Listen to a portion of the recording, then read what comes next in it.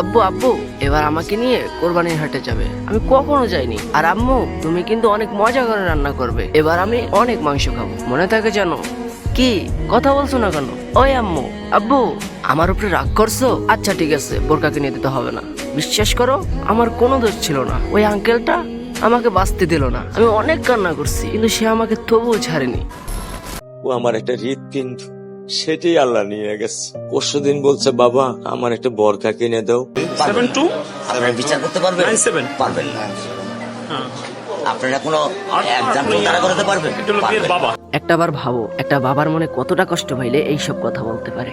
আজকে আমি কি বলবো আমি নিজেও জানি না। রামিসা এত ছোট একটা মেয়ে, এও নাকি শারীরিক নির্যাতনের শিকার হয়। কেমনে ভাই? নিজের বিবেকরে একবার প্রশ্ন কর। যে মেয়েটা স্কুল থেকে এসে মায়ের কাছে খাবারের আবদার করতো, যে মেয়েটা বাবার কোল ছাড়া রাত্রে ঘুমাইতে যাইতো না, যে মেয়েটা স্কুল বাবা মায়ের ভালোবাসা ছাড়া কিছুই বুঝতো না, সে মেয়েটাকেও নাকি ধর্ষণ করা হয়। মানে কই আসস তুই? বলতে পারো? কি আর বলবো, এসব দেখতে দেখতে তো হাঁপায়ে গেছি। রামিসা যাতে কারো কাছে এইসব না বলতে পারে, তাই নিষ্পাপ শিশুটারে শ্বাসরোধ কইরা গলায় চাপ দিয়া চঞ্চল বাচ্চাটারে মাইরা ফেলায়। হয়তোবা রামিসা তখন চিৎকার করছিল, আব্বু আম্মু আমাকে বাঁচাও, কিন্তু ভাগ্যের নির্মম পরিহাস, তার চিৎকার কেউ শুনে না। মেয়েটা বুকে হাজার কষ্ট নিয়ে এই দুনিয়া থেকে চলে যায়। মেয়েটাকে মরার পরও শান্তি দেয় না, শরীর থেকে মাথাটা আলাদা করে তারপর থামছে এই খাকের পলায়। এখন দেখবা এই মাথার বিচার করতে কত কাহিনী হয়। উপযুক্ত প্রমাণ লাগবে, সাক্ষী লাগবে, আইনত ধারা লাগবে। কেন রে তোকে ওই সব ধারার মায়ের আমার আইনের মায়ের এই শরীরের বাচ্চারা রাস্তার মাঝখানে ফালাইয়া ওর ধনটা কাইটা আর শরীরের যত পার্ট আছে সব আলাদা কইরা তোদের শরীরটারে জীবন্ত অবস্থায় পুরাই ফেলাইলেও শাস্তি কম হয়ে যাইব। শুনলাম এর বউ নাকি একে পাড়ায় যাইতে সাহায্য করছে। তোর বউ